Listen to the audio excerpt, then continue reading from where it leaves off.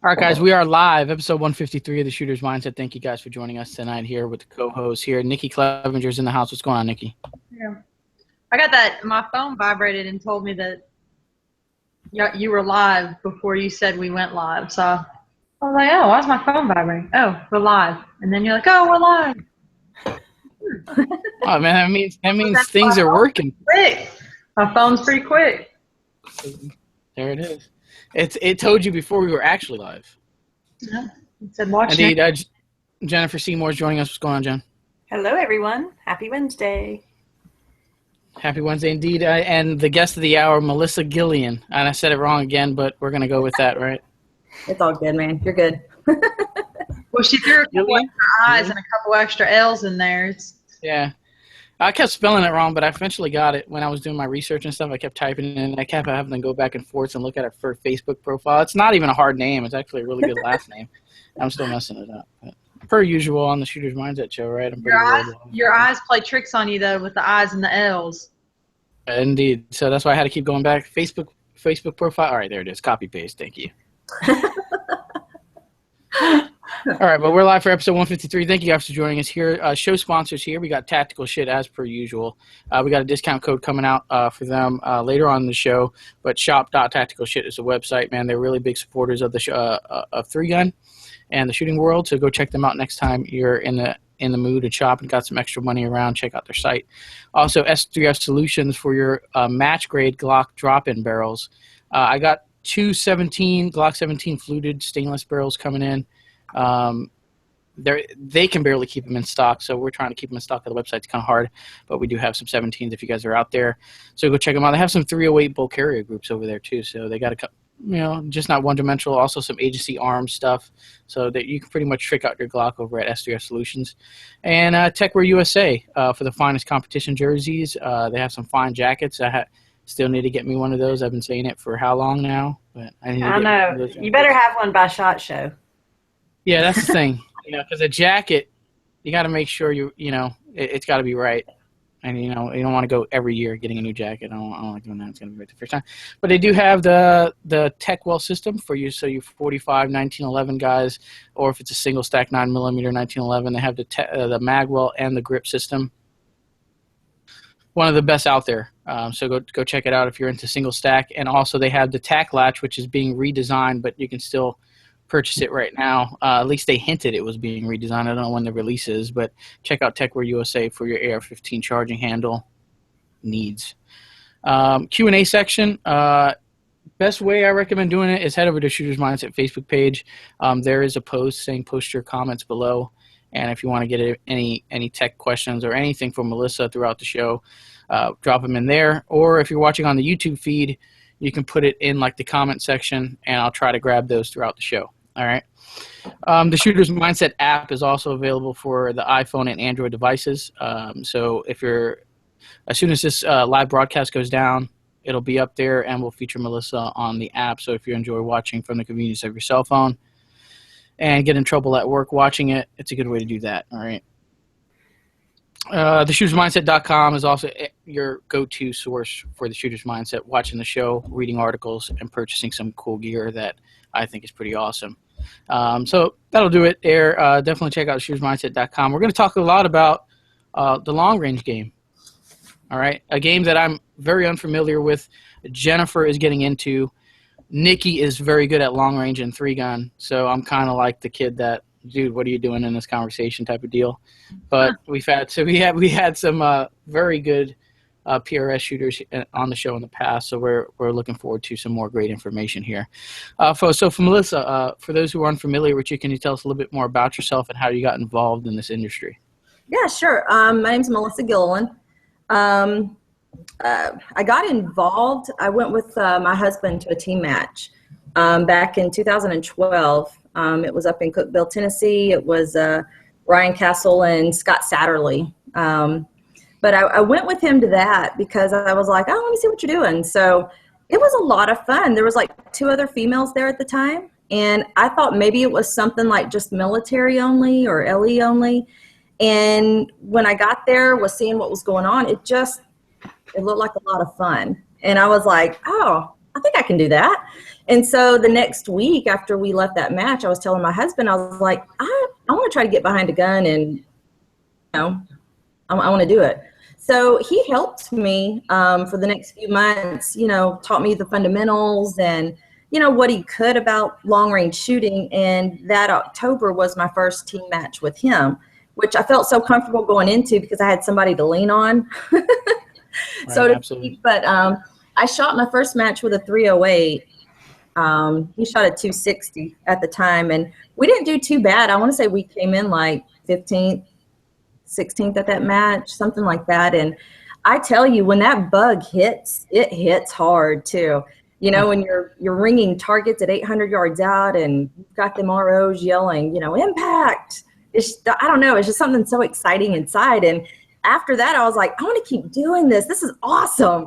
So 2013, I didn't join PRS that year, but I did shoot all the long range matches that year.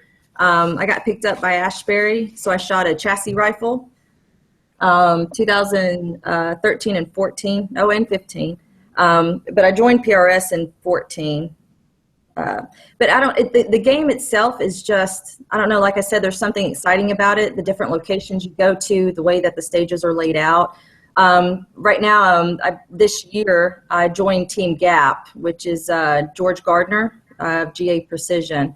So I joined him, and I've been sponsored with Bushnell for the past 2 years, and Hoppy's 9, and I run an Armageddon Gear sling. I worked there during the week, so, which I was running that before I even started working there, so.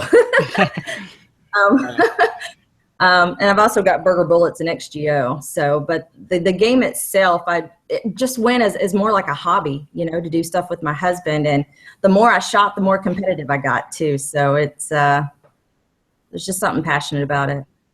You know, what husband doesn't, when your wife says, "Hey, I wanted you to teach me how to shoot. I want to get into this." It's like, you do? Like, let's go right now, right? You know, so. I mean, what a good – and then obviously you catch the bug, as we all have caught that bug, and whether it's a different game or another. And then it's like, I don't know, I think that first bug was almost like 12 handguns in 1 year. Like I've said before, you are an equipment whore. So, but I've really dimmed down my collection to really what I use. Mm-hmm. So I don't even have 12 handguns anymore. But yeah, at the time I was just buying stuff because I just thought it looked cool and really didn't know what I was actually going to use it for at the time. So yeah, that was that. But Jen, you're really getting into this long range type of shooting thing. It's really piquing your interest. You shot a couple DMR matches. Now you got some new gear and some new optics, right? So now where are you thinking you're heading with this right now? See, isn't it pretty? It's so big on this rifle. It's so weird because I'm so used to little scopes. But anyway, yes, that's a new Night Force SHV 414. It's their new scope. Anyway, I am going to try my hand at it. I don't know. See what I can do with it. Well, you seem to be I'm in the early stages. I mean, you were the doing pretty well at DMR, right? Yeah, I did pretty good at DMR. So, I mean, it was a small match. I won my division at it, but it was a small match. So I have a very reasonable expectation that I'm not going to go somewhere else big and win anything. But yeah, I want to learn it. It's fun. I want to be able to, these guys that just like dial it in and first shot, you know, as 3 gunners, we'll walk it in, you know, we have 40 round mags and we go and get there and we can, you know, if you miss, you can walk it in. I want to be able to like go to 800 yards, dial in what I need to do and hit it first thing. Yeah. Mm-hmm. So I have a lot to learn. Yeah. I mean, if we all know, if you want to be competitive on that level at these major matches, I mean, you got to climb the ladder. Yeah. So, I mean, there's some training that Melissa and has that we'll talk about later on that you can possibly take a course. I know I was doing some research on Melissa's website and some stuff. I was like, where can we really shoot some long range in Florida? And there's one northern Florida of me, and there's Core, right? I didn't even know about this until I actually looked into it. So, oh, really? I mean, I know there is a 2 mile range that's really like an hour from me. I think they have 2 miles there, but they only have hosted one a long range like precision like club match, you know. So it's kind of just kicking off. But prior to that, I don't think there was anything unless you had to drive 4 hours plus to get to a range that was that deep. Right. You know, and a lot of the matches that that I shoot at, you know, I say around here. I mean, I drive 3.5, 4 hours. I go to Core a lot. I love that facility. The people that run it's just super awesome. And you normally we're reaching out to like 940. I think you can reach out to 1,000 yards. But the most of the matches, like in the southeast, like up at K&M, you'll reach out to like 1,200. I want to say is the longest out there. I'm not sure, but anyway. You're not really going to see like 2 miles or, you know, longer ranges like that unless you go out west, of course. But Core is a really good facility that you should really go and visit that one. They have a lot of great one-day matches there, and they host a lot of different PRS matches too as well. So I've got to look at how far that is from me. I saw that one. There's a Southeastern Precision Rifle Series Facebook page or something. Anyway, I got on there and people were saying where the different ranges were. There's one in Alabama, one in Florida, one in North Carolina. None in Georgia, none in South Carolina. What's up with that? No, but you know what? This year, which is going to be the first year that we've actually got to sleep in our beds at night at a PRS match, there's going to be one right outside of Fort Benning. I think it's NSA range, something like that, but it's, gosh, it just left my head. I want to say it's the Steel City Precision is putting it on. And it's at, gosh, it's like a 45-minute drive for us from here. So that'll be like the closest PRS match, you know, that we've ever been able to attend. Because we're normally driving 3.5, 4 hours, if not a little further, or jumping on a plane to get to them. So I think before I go, oh, go ahead, Nikki. So I haven't even researched if there's anything near me. I guess Woody's Hunt and Rifle Club up in North Carolina, they do like a designated marksman. But other than that, there's just so much 3-gun around where I live, like a ton of 3-gun. I'd probably have to drive a good couple hours to get some distance. There's a place in North Carolina called Frontline Defense, and that's in, I want to say, the northern portion. I shoot a charity match every year called The Guardian, and this past April it was up at Frontline Defense, and that's in the northern part of North Carolina, but I know they have some long-range matches there as well. That might be, because I'm in South Carolina. Oh, okay. But I'm just under Charlotte, so I'm not far from the border of North Carolina. Just Woody's is about 3 hours for me. So, but other than that, I'd have to drive south to find Jen. Got to go even more south. I mean, anywhere for me, I think I looked and they were all like 4.5 hours was, I think, the shortest. Yeah. But it's worth it. How is the ladies in PRS and this type of long range shooting? Because I know in 3-gun it's been growing, but how is it as far as in PRS and this long range stuff? Is there a lot of ladies that are in this? There has, over the past couple of years. Now, when I first started, there was Regina. There was a couple other ladies out on the West Coast that shot. There was a handful of us when I started back in 13, 14 shooting long range. But I want to say the past year and a half, there has been more and more females get involved. And that's really exciting. A lot of them come out with their husbands or their boyfriends, or we've even got little girls coming out too, 14-year-olds, 15-year-olds. So that's been really cool to see and exciting. I think, maybe the bugs hit them. So I fully expect Joe's little girl is going to be out there killing it. Yeah. And where do you think why is that? Why is there more ladies getting involved, and what can we do to kind of keep growing this trend of ladies entering sports like this? I think just, I don't know if you've ever been to a long range match, and I don't know anything about 3-gun. I've never went to a 3-gun match, but I know I'm speaking on behalf of long range. The community itself is just, the camaraderie among the competitors and everybody there is just so nice. I mean, it's not cutthroat or, you know, anything like that, but everyone is just, you know, willing to help you and, you know, helping you, you know, like, here, use this bag or use this gear I've got. And I don't know if I mean, I'm sure that's got a little bit to do with it, but I just think the sport itself, you know, the challenge of shooting targets at distance, I think is just enticing, you know, to some. The DMR match that I went to, there was a guy that showed up that had a red dot, and we were shooting out to 530 yards. And he just wanted to come and shoot, and that's all he had. And so he shot it, and let me tell you, they walked him in, and he was hitting at 500 yards because they would tell him, you know, hold over here, you know, and they walked him in and got him. I mean, obviously he didn't win or anything, but he got hits, and it was because everybody helped him so much.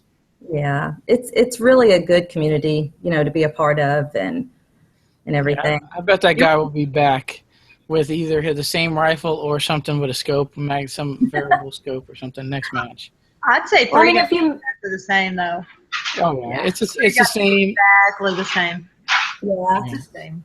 if you make it an enjoyable experience, like that guy, had they not helped him, he probably would have been miserable the whole time because it's not fun to sit there and zero a stage. Not that I did that, but I did do one that I did not have my holds where I needed them and zeroed it. But anyway, he had a good time. He had a blast. Everybody had such a good time. That Facebook page that I went on and put a post on, the Southeastern Precision Rifle, whatever, I posted, you know, that I was wanting to get into it and I needed advice and like where matches, that kind of thing. And I had more people message me that didn't even know me or comment on there like, hey, message me if you want, or I live this far from you. I can help you if you want to come and shoot. It was crazy the amount of, you know, I like threw the post on while I was, you know, at break at work thinking, yeah, I'll look at it later. My phone just kept going off because everybody's so helpful. Yeah. It's a really good community. Yeah, it's across the board, even with the pistol matches. I mean, I've had from new guys helping them out or them helping me out to pro shooters, these guys that are on camera. I remember I told the story a couple times on the show, but I had a bunch of ammo issues. Kept getting light primer strikes. I don't know. I believe it was the striker that I had in the Glock at the time.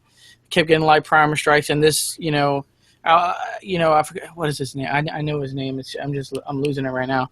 But he offered me. He's like, dude, I have all this Atlanta Arms and Ammo brand new. He's like, dude, take it and shoot it. Elite, you know. So he's offered me his ammo. Sometimes people don't even bring barely enough for themselves to finish a match. This dude was going to offer. This was like 2 stages in. So I mean, I would have shot like probably 300-400 rounds of his stuff. Dang. At that time. So yeah, you know, very welcoming community. All around. Right. So this is across the board with all the games. A lot of people want every new gear, they want to try to add as much stuff to give them some type of advantage. And then you got these kind of old school traditional guys that know how to do it this way and done it for years and are really good at doing it that way. Right. But how do you determine what new piece of gear you're putting on your rifle or you're adding to your, out there on the field? How do you figure out if it's worth competing with and if you're going to stick with it? Honestly, I watch other competitors.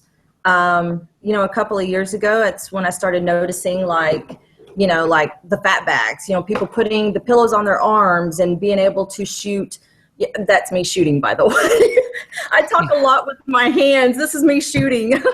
But, I've watched other competitors and seeing what they use, how they've approached the stages. And I can't think of so I have a Harris bipod, and there's some adapters you can buy that will extend the legs even longer. And I call them, I don't know what the technical term is for them, but I call them go-go daddy gadget legs. Because, them suckers will stretch out long. And I've watched some guys, like, clean stages.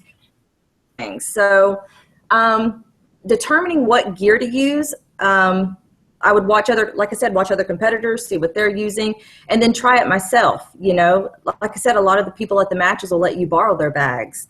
And right. I have found a big advantage on using those, the fat bags. especially when shooting barricades, because you've got your rifle on a barricade, you've got this elbow that's, you don't have my knees. I'm not a very tall person. So those bags fill the gap between your knees and your elbows. And so you've got that contact and you're able to, get steady on it and everything. I do use my sling a lot on barricades, but like I said, everybody's different. I practice it at training down at Rifles Only that I went with Regina, the ladies only at Rifles Only. And that's when I really started utilizing my sling on the barricades. And if time allows, if I'm not having to jump up on top of something or do something too crazy, I utilize that sling on things. So I think it's just a matter of watching what other people are doing, and how they're approaching stages, and then trying it yourself. And if it works for you, then heck yeah, go for it. Yeah, right on. Is there anything, Nikki? How do you really determine that? I know you guys kind of, Melissa and Nikki's kind of the same thing. It's like you see it, you ask the husband, hey, what do you think about that? And then you guys are running it, or you guys are doing your own testing, right? Mm. But as soon as you come off of mute there, Nikki, for a second. My dogs are running around on the hardwoods, and all I hear is nails, and I don't want y'all to hear it, so I unmute it. But at first it started off that way, where it was always like, hey, what would you do here? Like, what, and then it got to the point where my weaknesses and his weaknesses are different, and my strengths and his strengths are different. So now I'll ask him what his plan is, just so I know, just to see if he saw something I didn't. And then I'll tell him my plan just to see if he saw something I didn't, or if I saw something he didn't. And then we'll just play off each other's strengths and who can do what better. I'm a little bit more flexible and can get up and down faster. So if there's a position that I can get into that's more comfortable for me, I need to do that. And I need to base my game plan and how my target-to-target transition, especially on distance targets, on the position I can get into. Heath is a little bit bigger, just a little bit bigger. So he can't, and he's had knee surgery. He's got old knees, he can't bend down into the positions I can get into. So at first, yes, it was, hey, what's your plan? Let's do this. But as I started to learn my own strengths and my own weaknesses, we kind of had to go our separate ways with our plans. Right on, yeah, well put. And you guys have that luxury. I got to go in there and either look at other shooters on the stage, or I'm just in my own type of zone, which I prefer to be in my own zone. It's weird. Sometimes I like to just shoot with nobody I don't know. Like I just be in a squad full of new guys I don't know, and then I'm just fully in the zone. I'm not really paying attention to what everybody else is doing, because sometimes I try to outdo myself. I'll see this pro guy do it this way, and I'm like, man, I can do that, and I go out there and hurt myself. I wish. Like Jen can go to a match all by herself, no big deal. People are like, hey, Jen, what's up? This is cool. Nikki shows up in a match by herself. It's where's Heath? And I have my own, and I have my own anxieties about going to matches by myself, because I am so used to having someone there to be like, hey, how would you do this? Or, hey, what choke should I use right here? And having him who knows my strengths also. So he'll look at a stage and be like, I'm going to shoot this pistol, but to be completely honest with you, I think you need to shoot a shotgun. It's a good thing and a bad thing, because, people look at Jen and they're like, oh, Jen's got this. People look at Nikki and they're like, Nikki, where's Heath? Yeah. Where's your coach? Where's your weapons manager? I don't know if they know that I got this. I'm the one that's usually floundering because I don't have anyone to ask. Yeah. I am the minority that their husband didn't get them into shooting, and my husband doesn't shoot and doesn't care anything about it. So I have to go to the internet and beg people like Melissa, like, hey, will you help me? Yeah, there you go. Like that. Me and Heath are, we argue over who needs what part for their gun, and I need this part and it's more expensive, but we need to buy it first before we buy your part that you need for your gun, because it's less expensive. And if I wasn't into guns and didn't know, then I could just be like, yeah, this part was only $40. Nobody. And no one I was would have, about to say, no, we fight over gun parts versus golf clubs, so it doesn't get any better just because he doesn't shoot. Yeah, there's usually always another hobby that's probably equally expensive. Well, we fight over the bipod legs, so. I mean, in the beginning, Jim and I shot together. I mean, everything. And it was the LRSC that I shot last year in 2015 up in Kentucky. I got to where I was going up to the stages and just doing what I thought was right. And I was doing well on it. And actually, that was the first PRS match that I beat him in. So I'm sitting there thinking, I think I'm just going to go off of what I think is right now. So, gosh, some of the matches, we don't even shoot on the same squad together. But yeah. Dang, it's like a bona fide competition. Nikki boasts about that a lot, though. When she beat Heath on that shotgun stage, it was like a celebration for like 2 weeks on the show. when he CQs, dude, it's all over the internet. He is so mad. In my mind, I'm like, ha, ha, ha, ha. I beat you. I scored better than you. But I'd love to shoot on separate squads than Heath, but y'all, let's be realistic. I don't want to carry all my own stuff, and that is so typical. That is such a typical female answer, and we're trying to get away from that. We're strong, independent women. But y'all, it's hot out some days, and I don't feel like carrying 3 guns and all the ammo and everything that comes along with it. I don't mind being in charge of the cooler and making sandwiches. I'm okay with that. I'm fine with Heath. If we get into the long distance rifle thing and it's one gun and like one box of ammo of one box type of ammo, not necessarily one box of ammo. We use ammo cans for our ammo. But it's just one ammo can with the same ammo in it, I'm good. But I got to carry a shotgun ammo can, a slug ammo can, 9mm ammo can. We have 2 separate types of rifle ammo. So he uses a different type of rifle ammo than me. That's 2 rifle cans. Mm-hmm. Yeah. And it's like, if he was still shooting 40, that would be 2 pistol. I mean, Yeah. Heath Clevenger, pull this wagon because I cannot today. Yeah, indeed. So going back to long range stuff, though, there's 3 new divisions that were introduced. Was it this year or something like that in PRS? So Yes, there was. Which one of those divisions interests you, and which one would you have any plans to probably compete in? Well, I shoot in the open division. I shoot a 6mm Creedmoor. In the open division, your velocity just can't exceed, I want to say 3,200 feet per second. Yeah. The other 2 divisions, you've got the tactical division, which is just restricted to 308s and the 223s. And then you've got the production division, which is, I think your combined rifle and scope, the MSRP on it cannot exceed, I think, $3,000. That's my division right there. the broke dude division. At first, I was like tactical all the way. Tactical. Wait, it can't exceed what? That's what I'm talking about right there. Yeah, right. That's what I always keep talking about to Gina and other people. I'm like, all right, so this is Ruger Precision Rifle. Savage got a couple decent rifles that they're putting out for a really good price. So there's this Rugers, there's Savages, and you can get like there's like a trend of companies, optic companies, that are going to these budget but quality scopes. Right. So and that division, and we were talking earlier about growth in PRS or in these long range games and getting Lady into it. I think these budget divisions like production are definitely going to help grow this game, because it'll help these guys get in with what they got, and then they're going to catch the bug, and then they're going to see this person with this rifle, and then they're like, all right, I got to drop $3,000 on that. I got to get that $2,000 scope or whatever it is, and then 5 matches later they're all decked out with equipment. So No, what happens is you join I forget what it's called, the cheapo division, I'm going to call it because I already forgot. The broken division. You join that division, right?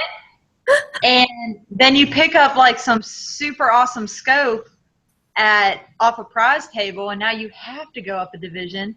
And it's not just about the glass. Now, since I got the glass, I got to go up in a different division. Yeah.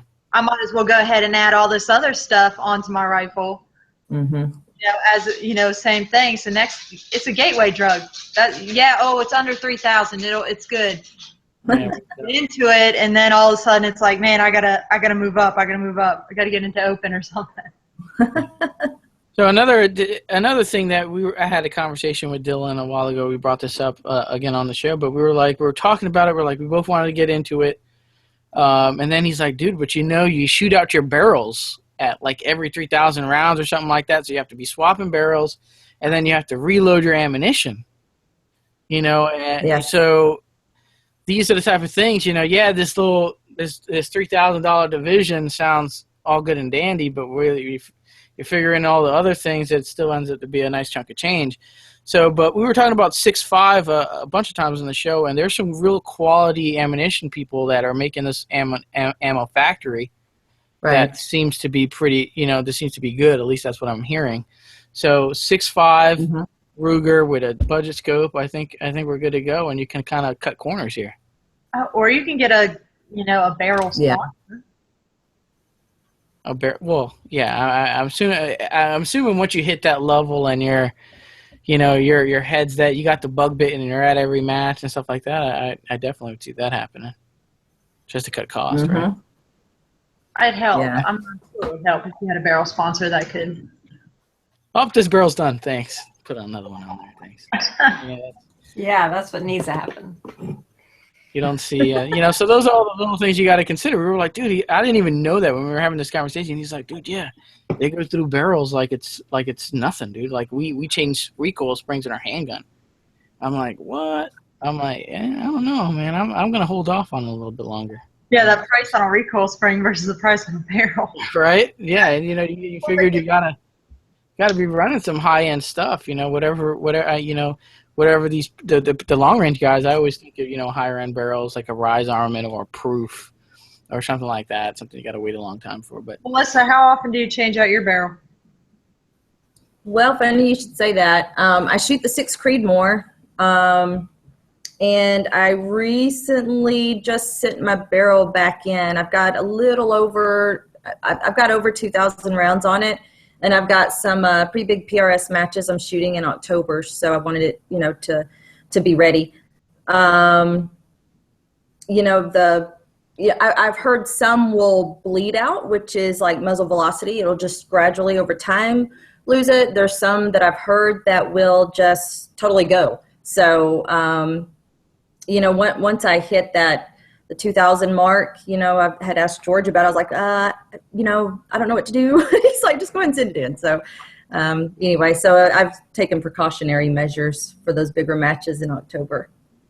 Yeah. I mean, on a practice, so I know we're going to do a lot of comparisons to 3 gun on the show, but, we'll go out there, and we'll, 1,000, like 2,000, 3,000 rounds, that sounds like nothing to us, right?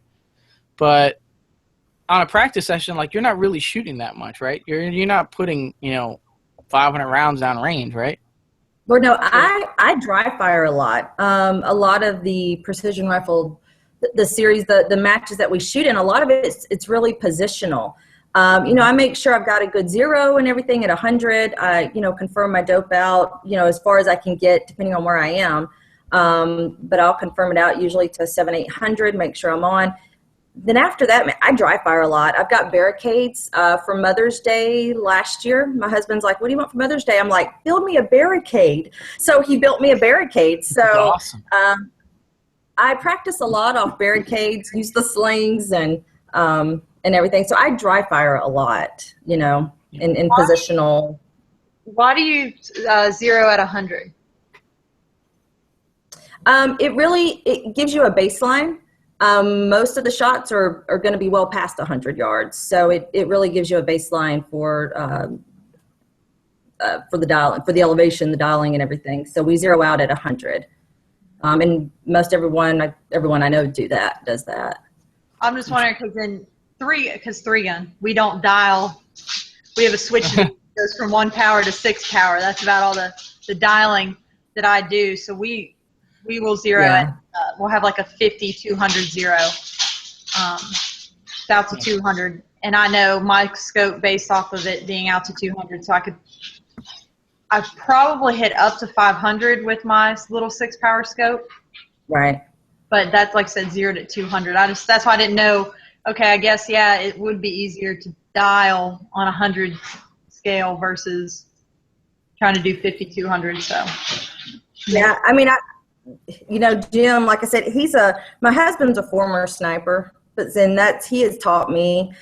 When I first started, he had gotten me all of his old books out, and I was reading all of his manuals and everything. But, he had always taught me that, you zero at 100 because it gives you your baseline. I mean, most of your targets, well, all your targets are going to be further out than that. So you dial in at 100, that's, like I said, it's your baseline. I don't know how else to say it. No, So. I get Yeah. I didn't know if there was like some secret formula or something that I was missing. And I'm trying to get some secrets here or something. Yeah, you're trying to get the secret sauce out of Melissa here early on. Well, that's like the highest. Help me in 3-gun. I need to know it. I need to know how it's going to help in 3-gun, but we're not going to see out past, I think 4 is the longest I've seen in 3-gun. All right. Well, Yeah. that's 100 is the highest it's going to be. Well, for mine it is. I don't know about y'all's rounds, but 6, it rises at 100 and then it goes back down. So for 3-gun, our targets are pretty big compared. I don't know. Is PRS all little? Like the DMR match I did, they were like 2-inch targets, 3-inch targets, 4-inch targets. They vary. But like 3-gun is like, people-sized targets most of the time for the close-up stuff. Right on. I mean, you'll have some of the 66% IPSC targets out there, but it varies, depends on the match. You may have some 2-inch and 4-inch targets out there. Most of them are around 2 MOA. So you've got, like I said, it just varies on the match and the stage because they're all different. I mean, they're all different. Now, in 3-gun, if I go to a Clinton Upstate match at the Clinton House Plantation, I know based on that match director how that match is going to be. So you're saying it varies between match. Are there certain matches where you go and when you go to this one match in Florida that they always have 2-inch targets at this distance? Like, do you see consistencies in the match director? Or is it every I mean, they'll like down at core, like the targets, like there's one end where there's a tower. Sometimes you'll see those little 2-inch, I guess are they 2-inch, 4-inch? They're like little diamonds. You'll see those sometimes at a match. You can go there another time, that same range, and you'll see the little prairie dogs. Yeah. I mean, they move the stuff around, It's not really I think it's more based on I think it's based on their range and how they're set up, where the familiar, Right. where you get used to things come in. And you Right. got that tower there. They're most likely they're going to utilize that tower. They're just going to switch around targets. I mean, that's usually match directors always try to switch it up so it's not the same, and you can't do that. But it's usually the range that tells that story. I mean, you can tell. I mean, Right. there's one match where the match director always had something goofy. It was always going to be where you're shooting upside down, or you're got to lay down and shoot shotgun prone, which is never going to happen, but at this match it will. And, you just have that one match where that something is going to be similar as it always is. So. Yeah. Yeah. I've shot Yeah. upside down one time out of pistol, and I was surprised how accurate I was. It wasn't that bad at all. It was just, I don't know. It was just one of those things you walk into. All right, we're going to lead into the discount corner here. Here where we have a bunch of discount codes, try to save you guys some money when you're shopping around. I'll kick this one off here. I got shop.tacticalshit.com. TSM10 is going to save you 10% off anything at tacticalshit.com. I got Dewey rods. So, I mean, they have rods for the long-range guys. They have rods for the 22 rimfire guys. They have rod for it. They have it all over there. So, for your cleaning needs, check out DeweyRods.com. That's TSM 15, saves you 15% off anything over at DeweyRods.com. Taran Tactical Innovations, if you want those +4, what does he have? The new recent releases, he's got these SIG MPX +10 base pads. So 30-round MPX magazine now becomes 40 rounds with his base pad. TSM 10 saves you 10% off anything at TaranTacticalInnovations.com. If you want your Glock all tricked out, if you want your Benelli all tricked out, You can also use it for 10% off there. Jen, what do you have? You have some discount codes on your end too, right? You can get 10% off at carbonarms.us, and you can get all the shotgun caddies you need, chest rigs, AR handguards, a ratchet belt, all that stuff there.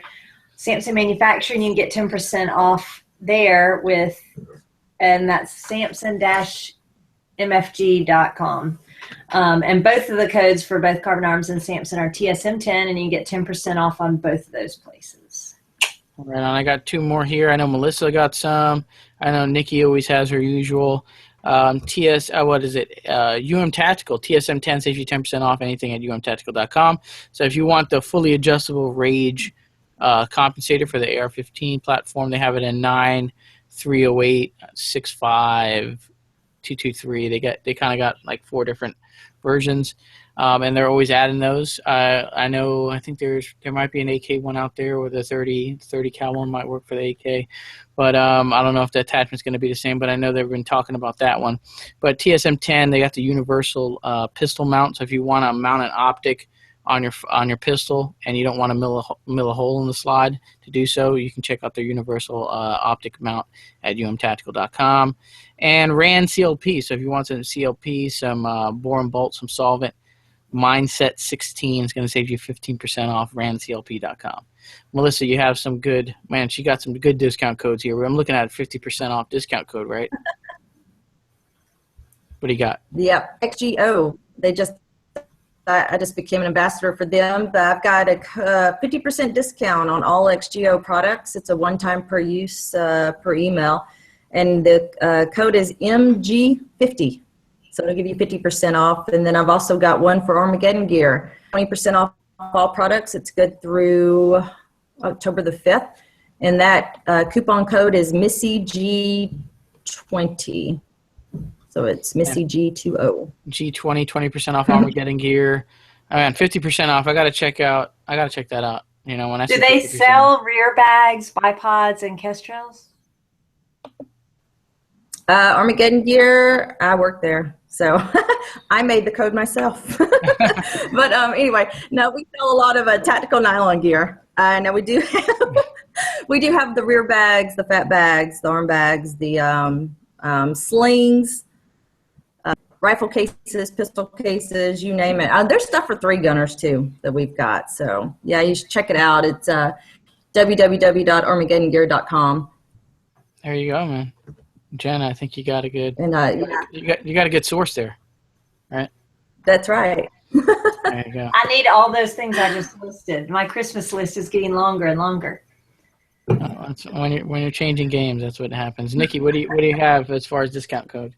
I'll try to be quick this time. I know I always take too much time with my discount codes, but if you want to save 10% at American Defense Manufacturing, so scope mounts, handguards, full ARs, use discount 3, the number 3, the word gun, and the number 10. 3-gun 10 will save you 10% at American Defense Manufacturing. They're at AmericanDefenseMFG.com. If you want to save, I can't remember, it's 10, 15, or 20, on a Criterion barrel, hit me up on Facebook or Heath up on Facebook. Love to talk to you about getting the right kind of AR barrel for your AR build. We'd love to hook you up with a discount with Criterion barrels as well. If you want to look great out on the range, like Heath does in his True Spec pants, I look good in my True Spec pants, but it's been kind of hot, so I haven't been able to wear them. But if you want to look as good as Heath in your True Spec pants with that little extra stretch where needed, hit us up, and I can get you 20% off True Spec. So that's the friends discount code. You got to be my friend to get that one. If you want some cool pistol face or cool T-shirts that you always see me and Heath rocking, you can go to DED, the letter D, letter E, letter D. DED is deadeyedesign.com, and check out all of their new T-shirts that they have coming out. They are made by a shooter for shooters out of the Philippines. So they are European sizes, so order a size bigger than what you would normally wear. And you can use... I don't want to buy from them. Huh? Yeah, I hate having to buy a large T-shirt and being like, oh my gosh, I'm not even large. My husband once accused me of buying a dress only because the size that was in the label and I could fit in it. He's like, you're only buying it because it's that size. And I was like, no, I'm not. I like the dress. And he's like, no, you're only buying it so you can say you wear that size. I was like, you need to shut up. My dude in a heartbeat, don't believe me. Doesn't he know that I shoot? So I've been telling my friend down at Dead Eye Design, I'm like, can you just cross out the L and just turn it into an S and we're good to go. But use discount code Team Clevenger and I think it saves you 10 or 15% on some pretty sweet t-shirts because you got to look good on and off the range, you know? Yeah, for sure, no doubt. And what did that wrap it up? You got anything more? I swear, I feel like you're missing one, Nikki. No? You good? No, I think that's it. If not, I'll post it on the Facebook's page in the description. We'll get it taken care of. Yeah, it's definitely in the description box below. All the discount codes. We'll add Melissa's code in there for the show. Lightning round. Just jump right into this one here. Lightning round, one or the other. Silly questions, serious questions. They're kind of mixed in here. So, Melissa, one or the other here. If you were to shoot a PRS match, are you going to use, and you can only use a battle belt or a tactical vest to the only piece of gear, which one are you choosing? Battle belt. Battle belt. I agree with that. You can also use a battle belt for 3-gun and pistol sports, so it's kind of an all-around thing. You can usually attach everything you need on a battle belt and be in a familiar spot. Pepsi or Coke if you can only drink one? Oh, Coca-Cola all the way. Yeah, I Coke. think it's a universal agreement there on that. Chevy or Ford if you can only drive one? Chevy. Chevy. There is a disagreement here, yeah. But I do own a Chevy. Nikki owns Ford. All Fords, all the time. I gave Ford a look.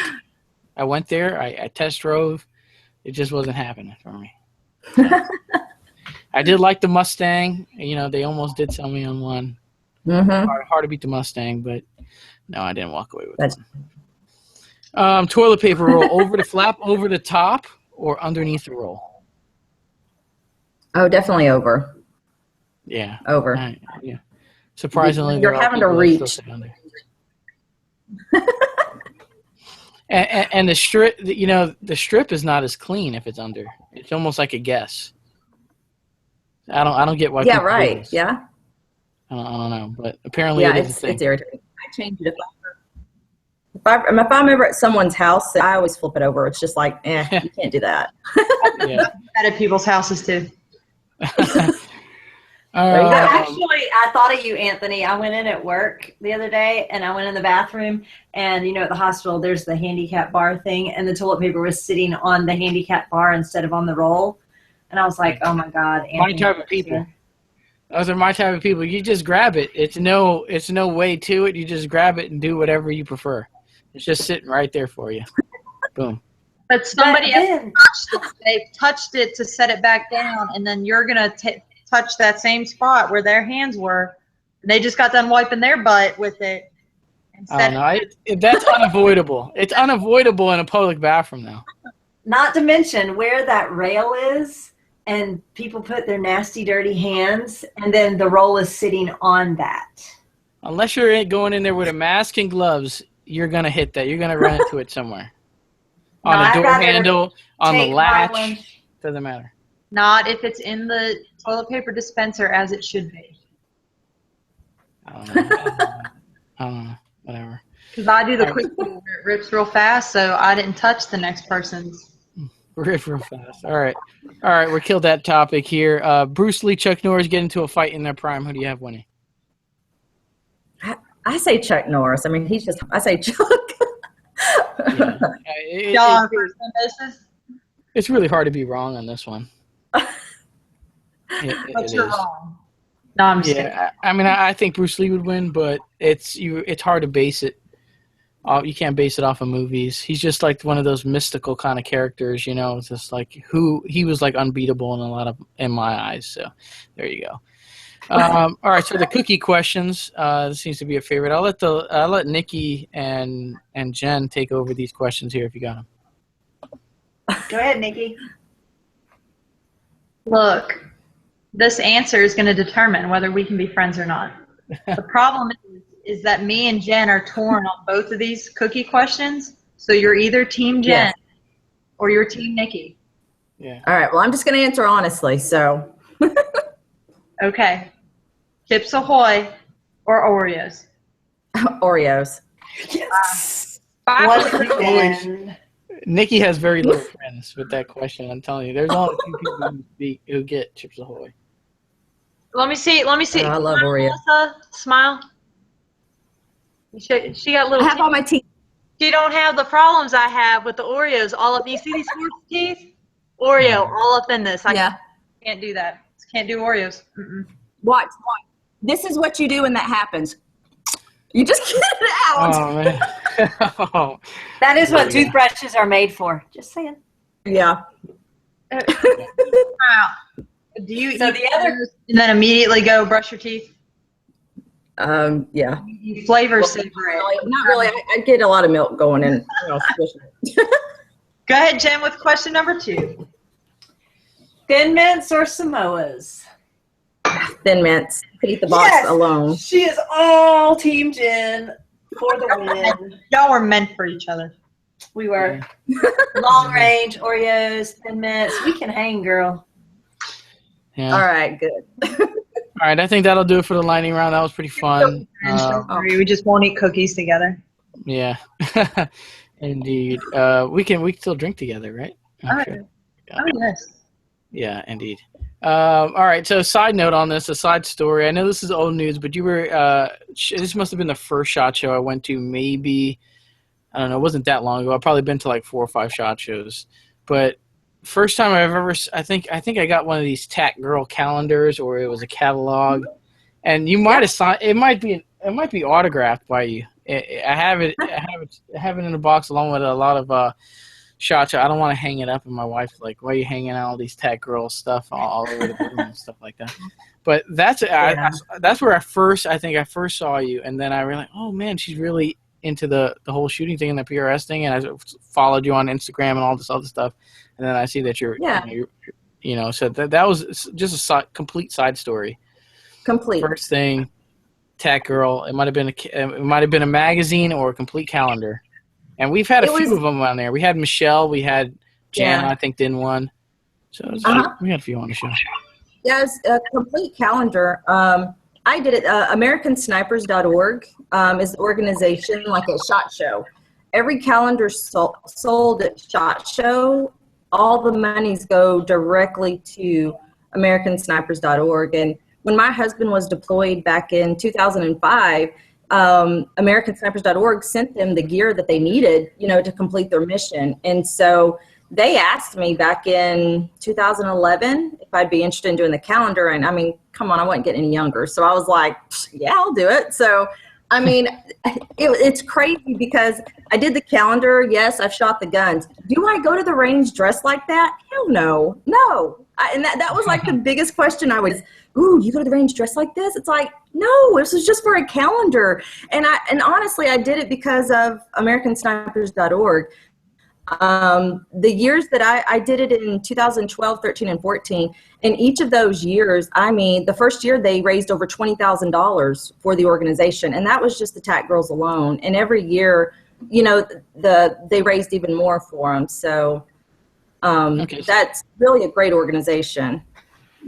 So. Yeah, so actually I didn't even know that. So there was actually a real bigger picture behind this whole thing. Oh, absolutely. Yeah. Right on. I have one here from Felipe. He says, if your scope is in MOA, do you need to 0 at 100? If your scope is in MOA, do you need to 0 at 100? Well, my scope is mil, and I 0 at 100. I don't know. I don't shoot MOA. So, and I don't have all the answers either. So, sorry, Felipe. Yeah, any ladies, Nikki, do you know any on that? I wouldn't know if it mattered at 100 or not. I don't think it does, but I think it does. But for me, I've always found MOA to matter when you're looking at size targets and your MOA dot in your reticle is where I've found issues with MOA. Mm-hmm. Other than that, you know where to hold and everything. I'm not smart enough yet, and with MOA and mill to make that determination. And I'm not sorry about cuss. I'm not gonna BS y'all and pretend like, oh yeah, it needs to be this. I don't know. Right. I mean, and my scopes have only been in mill, so I really don't know about MOA, but I'm sure it works the same way though, you know. So Right yeah. All right, thanks for the question on that one. If you guys have any more questions, definitely head over to Shooters Mindset Facebook page, or if you're watching on YouTube, please plug it in the comments, and we'll get it out to Melissa throughout the show here. Well, since we're on optics, do you have any optic? You know, we talked a little bit about optics in pre-show and very beginning of the show, but optic recommendations, thoughts on the industry trend going into budget optics. So, what do you have right now? What do you prefer to run? I currently, I'm with Bushnell, and I shoot the Bushnell XRS 4.5 to 30. Now Bushnell has other scopes. They have the 3.5 to 21, which is I mean, that's a great scope to have in the PRS as well. There are obviously there's other scope manufacturers out there, but I mean, I do prefer Bushnell, not just because I'm with them. I was shooting them before I even joined them. So. Right. That's my go-to. Jen, so now you're familiar with Vortex. I know Regina runs Vortex. We're fans of Vortex, but you have a Night Force newly on there. I do have a Night Force on there. Haven't gotten to shoot it yet. Just got it hot off the press yesterday. Hot off the press, just mounted. Just got it mounted tonight, actually. Yeah, I was playing around with it on the front porch, scaring the neighbors. And Nikki, they sell across the board scopes. You're with Leupold, right? Yes, but I purchased that. That is me and my big girl job, purchasing a scope, not getting anything for free like some people do nowadays. But I've shot Night Force. When I did the Criterion Barrels match last year, we put a Night Force on our rifle. I didn't know that everybody was going to show up to that match with their typical 3-gun scope. So we had one of our sponsor Criterion Barrels send us out one of their scopes to borrow for a long distance. And people are like, oh, I'm just running this on 6 power. I'm running this on 8 power. What are y'all doing? Oh, we're running it on 12. Yeah. Be mad if you want, but shoot what you brought. You know, I thought more people would bring longer range, you know, scopes to see further out and stuff, and they didn't. So I've shot Night Force before. I think that particular scope went all the way up to like a 32 power. Like it was crazy big. But I like Leupold. I like what it does for what I need it to do to be able to shoot close range and then go far long distance. And I like that my reticle says like 4 next to a dash. So, hey, that's 400. I don't have to count down. Just find the 4. There's the dash. Put that on the target at 400. Bingo. There you go. Does 4 done. Yeah. I don't got to think. All right, Melissa, training classes that you offer. I know you did one here recent with, I believe it was with Candace Horner, and you have a company, obviously, with your husband called Shadow 6. So any training courses coming up, and if so, where can we get more information on this? The Shadow 6, that's something my husband and I just kind of do on the side. He is with U.S. Optics Academy, so now he's doing most of all of his long-range training through them. Personally, I've done training down at Rifles Only. I went to that Ladies Only Rifles Only with Jacob Bynum and Lisa. It was a great 3-day. It was more or less a crash course of the PRS, you know, working the barricades and everything. 2 weekends ago, Candace Warner and I went down to Core, and we did the advanced precision rifle course with Brian Morgan and Ryan Castle. And that was a really great 3-day course as well. My husband and I, we do classes here in the area. We do offer some here in the area. We don't have any currently coming up, but you can email me for more information about that. Yeah, we have we have your website already down, linked in the description below, so I'm sure they can find your email, contact information all through there. It seems it is updated, unlike most of the pistol guys up there. They got like sponsors from like 3 years ago on there, but her site is legitly and updated, so you can go visit there if you want to contact, or you can always just put in her name on any social media, and I think it pops up there. Yeah. Right on. I had one. Wind calling always seems to be a topic of debate. How do you do it right? How do you gain the knowledge in this game and this part of the game? Advice on wind calling, and do you believe it's just a skill you really get good at with experience? Yes. But you know what? There's not an expert at wind calling. I mean, because the wind changes, I mean, where you're at and everything. This past year, I have learned to read the mirage at distance. So the mirage will really tell you a lot. I mean, you can see it like when it's bowling up. It's like, okay, I'm holding dead on that target. But when you see it waving and everything, and the environment around it, I mean, if there's, any type of limbs or trees or grass or something, that always gives you an indication. And I always watch the competitor right before me. I watch like if they miss, which way the wind's going. I mean, granted, it can switch on you. There's no, I don't think there's like a dead formula on it. I mean, we've got the kestrels that'll give us what the wind is, like right at our face. But I mean, it can be going left to right on your face, and down at 700 yards, be blowing right to left. So, you've really got to stay on your rifle, watch your impacts, do your follow through. But I mean, I've gotten to where I really watch mirage. If there's no mirage, I try to watch the environment, between me and the target and at the target. So right, yeah. I don't know about watching mirage or any of that, but I do watch the other shooters. Like at that match, I'd sit there and listen, and I'd hear them saying like, "You're right," or either I'd watch where they're hitting, and I was like, "They're hitting to the right. They're hitting to the right." The next shooter, they're hitting to the right. Okay, I guess I'm gonna hold left. Yeah. All right. Yeah. Yeah, there's obviously no dead formula. There is some people who are obviously experienced, whether they military experience or they've just been playing that game for so long that they just kind of have a better sense for these things and know what to pick out, and they're just really good at this type of thing. So what I thought with experience in shooting these matches, I think it'll come a little bit more natural, you'll pick up on a lot of things that some shooters won't, to be able to zone in on this stuff. I've seen mirage, which is cool.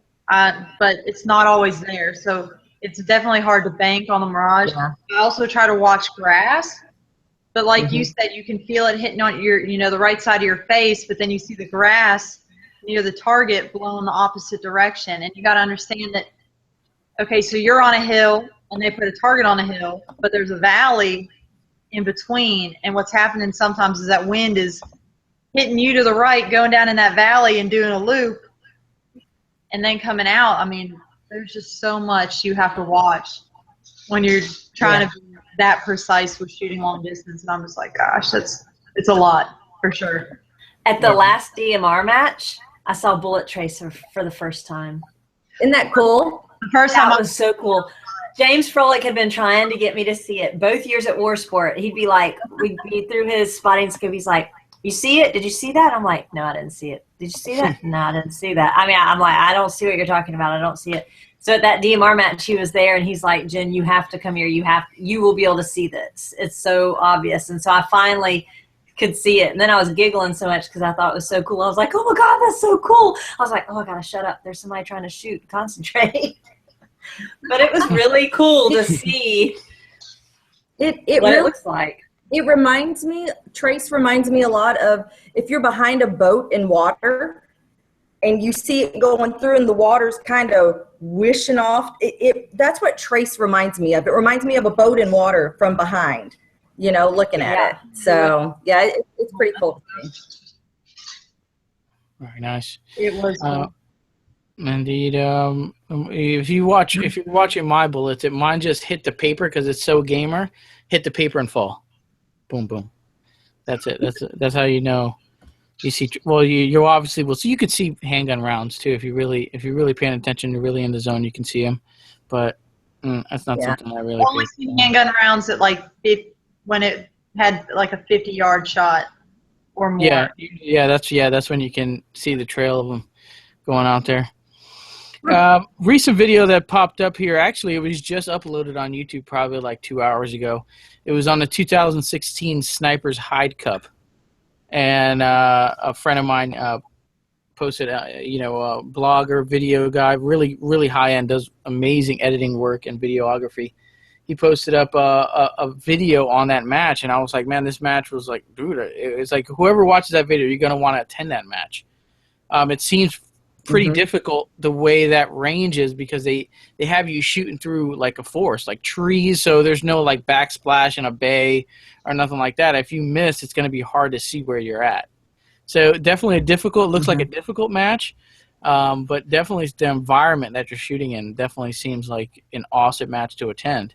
Have you shot that match in this year or in the years past, and what are your thoughts on it? I have shot it in the years past. I did not shoot it this past year, but I did shoot it in 2014 and 15. Frank Galley's the one that heads up the Snipers Hide Cup, and he really does a great job out of the matches. I want to say the last one I attended, which was in 2015, there were like 236, 38 competitors, something like that. But to have so many competitors, the match was just ran so smoothly. Like I said, it's a different environment. We were, good gracious, I think reaching out to 1,700 yards.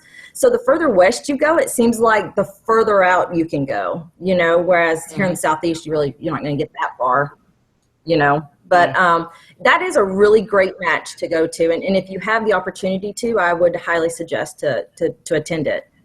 Yeah, and they were talking about a lot of movers too. They had like 5 or 6 stages with like moving targets. So it just isn't a piece of steel out that far. Oh, wow. There's some moving stuff in there. Seems to be really cool. Check out the video. We'll probably put a link hopefully in the description box. I kind of forget to add all the links that I say that I was going to mention. But definitely type in 2016 Snipers Hide Cup, and it's a recently uploaded video to get the bug kind of going.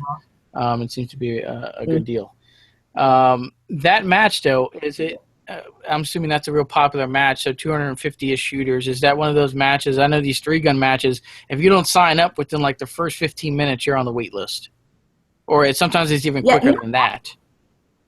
Yeah, a lot of the PRS matches have gotten to be that way. Gosh, they'll sell out, dear God, within a few hours. If not, some have went within 30 minutes. Yeah. But they've become so popular. But yeah, the Snipers Hide is a great one to go to. Yeah, it's like sign-ups at midnight, 11:59. I'm on it. I got the mouse on the click link. Yeah. Boom. And sometimes you're still on the wait list. It's like, dude, what happened? How can 200 shooters possibly beat me when I was already waiting on the link? But apparently there's people faster than you. All right. I've been there. Any questions or anything you guys want to throw in, Nikki, Jen, on this? I think we're pretty good here. No, all my questions, I'm going to message her so that I can get all the secrets and not share with anybody. Yeah, that makes a lot of gaming sense. I'm trying to win. Yeah. Okay, so for me, who wants to start this, and we're in like the same area, like I don't want to get on an airplane or anything like that. If there was one match that would be like the best, like I said, the DMR matches I did were small. They were like 30 shooters at Creekside, which was a great match. Yeah. It was very, very small. So it's kind of intimidating not know it. Like 3-gun, I know which matches I can go to, and So what would be a match you would recommend for a first match? I do highly recommend the one-day matches. So down here, does it matter? Yeah, I mean, down here in the Southeast, you've got like the Birmingham matches. You've got the Steel City Precision and the Alabama Precision matches, which are in the Birmingham area. You've got Core down in Florida. They always have great one-day matches down there, very shooter-friendly. And I know K&M up in Tennessee, he does also do the one-day matches. as well. But those are great matches just to, get a feel for the game, see what's going on, and kind of learn the different stages, because in the one-day matches, you've got more time to be a little more forgiving as far as, size-wise and everything. But I tell you what, a really, really good one to go to, it's the Gap Grind Pro-Am.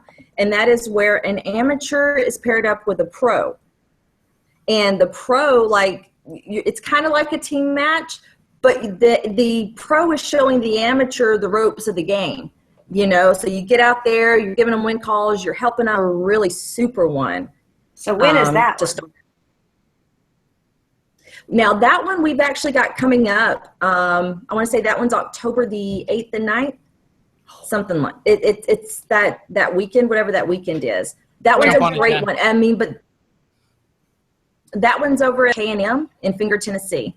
And that's it's called the Gap Grind Pro-Am. So that's a really good one, especially amateur that really doesn't know, the whole, scenarios or whatever. The pro is able to help them. This year I've got an 8-year-old, so I'm super excited with her. It's a little girl, and she has been shooting extremely well. I've seen her shooting some videos, so it's like, oh, that's awesome. So that is awesome. Yeah, that sounds like a good match to definitely get in there, man. Because you're going to learn a lot of valuable It really is. Yeah.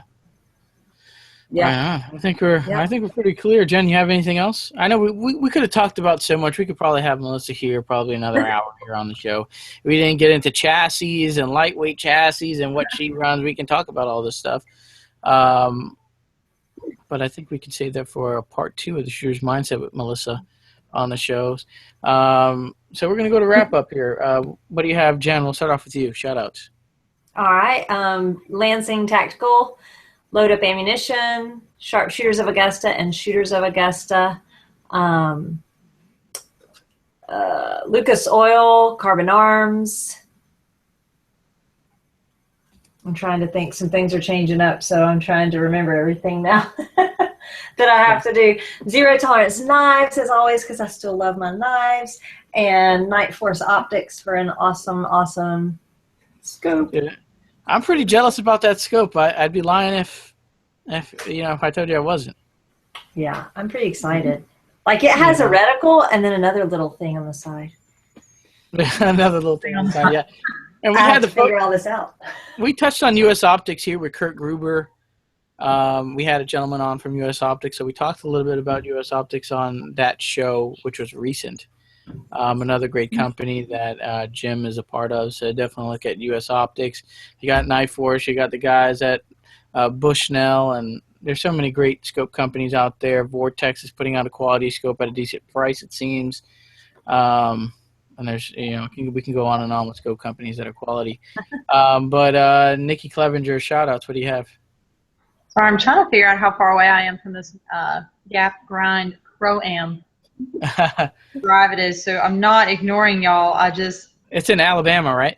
No, Tennessee. Tennessee. I got it up trying to figure out how far the drive is. That's the week of Three Gun Nation Nationals this year, so I obviously am not going to be able to attend that because I'm doing Three Gun Nation Nationals. But I got to shout out Three Gun Nation just for putting out great matches, giving Three Gun a set of rules, a standard, something to go by. So I can see where I rack up against people of my same skill and everything like that, and really supporting Three Gun. And again, you're like the lady to beat in that game in Three Gun, right? In the club series. Let's right on. So, all right. But also shout out, title sponsor Criterion Barrels, doing big things with them. Gotta sit down and talk to them about this vision I have about shooting precision rifle series and see what they think about it and what they're willing to help me with to change games. Right now they're kind of digging the 3-gun stuff. So also shout out American Defense Manufacturing, Eagle Imports, Stage Zero Shooting Supply. So if you want to check out the SPS Pantera 9mm, hit up Donnie Flo with Stage Zero Shooting Supply. He's bringing those in for Eagle Imports. And Pure Gold Shotgun Chokes, the official shotgun choke of Three Gun Nation. True Spec, so you can look good out on the range. Safariland, always. Red Hill Tactical. Shop local. Shop your local gun shop. My local gun shop is the Outdoor Shop here in York, South Carolina. If you don't have a local gun shop, you can check out mine at theoutdoorshop.rocks. I want to shout out Zero Tolerance because I've been rocking those knives all day. Any company that supports shooting sports without actually being in shooting sports, because knives and guns are, they couple each other, but it's not quite the same thing. So any company that's not in shooting and still supports shooting, I'm all about that life. So gotta shout out Zero Tolerance on that. And Deadeye Design for pretty awesome t-shirts and recoil junkie. I said Pure Gold, the official shotgun choke of 3M Nation. And y'all, I got this new shirt I want to show y'all. It's by Recoil Junkie. If y'all can see that. I hit that. That is funny. Yeah, very nice shirt, sir. So, Recoil Junkie, check them out. RecoilJunkie.com for some pretty sweet shirts, because I think it's funny because it's a no shoot, which is probably what I'd actually hit versus the target behind it. So when it says I'd hit that, it's like, yeah, I probably would just hit that no shoot, but pretty funny. So those are my shout outs. All right. Melissa, shout outs. My boys over at GA Precision, Team Gap. The guys over at Bartline, APA, they make my little bastard break. Manor Stocks, Bushnell, Hoppies number 9, Armageddon gear. Got to do Armageddon gear, Burger Bullets, XGO, the Precision Rifle series. Got to give it to them. Then my guys down at Core and Steel City Precision, K&M, and the Alabama Precision matches as well. And my husband. I mean, hey, I'm going to throw him in there. All right, yeah, that's a good idea. I thought about my husband right as I wrapped up and was like, oh, that's all I want to shout out. And then I was like, ooh, I probably should have said hey to Heath. And then I was like, nah. Nah, we'll just let that one slide by today on that one, right? So, Core, we have some good resources to get into this game. I can probably hit Melissa and be like, when are you going to be at the Core? And I can go up there and get advice and suggestions and just kind of ride her coattail on everything and kind of be that new guy.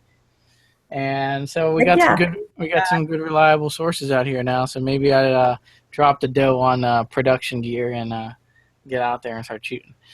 Shout out to my end. I got subscribe to the channel right below the video. You see a subscribe button.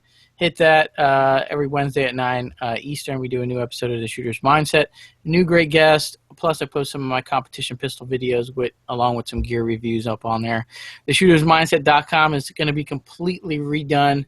I hit the go button today, but we had to do a few minor things on it. Plus, we were doing the show today, so I didn't want to merge a website over and something go wrong.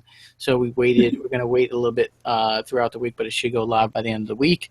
Definitely shout out to Melissa for spending it was an early pre-show we got in here, so it's been I think almost over 2 hours here, it seems, or coming up on 2 hours. So thank you for your time here. Yeah, we definitely going to have you on for a part 2 later on. We'll definitely just talk about that when the time comes. Email me at theshootersmindset.com if you got a guest suggestion or anything you want to talk to me about. Theshootersmindset@gmail.com is a good way to do that. Big shout out to Rise Armament for their AR-15 barrels, muzzle brakes, complete AR-15s. They got it at Rise Armament. Really been really helpful to me. I also got some of their AR-15 drop-in triggers available on the Shooter's Mindset website. Gear Nation USA, local apparel company, doing top quality shirts. I mean, they feel super comfortable. Really nice guy, a personal friend of mine. Check out Gear Nation USA on Facebook. S3F Solutions, Glock Barrels, and Taran Tactical Innovations. And definitely shout out to the co-hosts here, Nikki and Jen, for helping me out and keeping me in a straight line, kind of. There's no hope. Yeah, the hope is very slim, but it'll be a lot worse without them. So I appreciate their help. And that'll do it for episode 153 of the Shooter's Mindset, guys. Thank you for watching tonight, and we'll see you on the next one.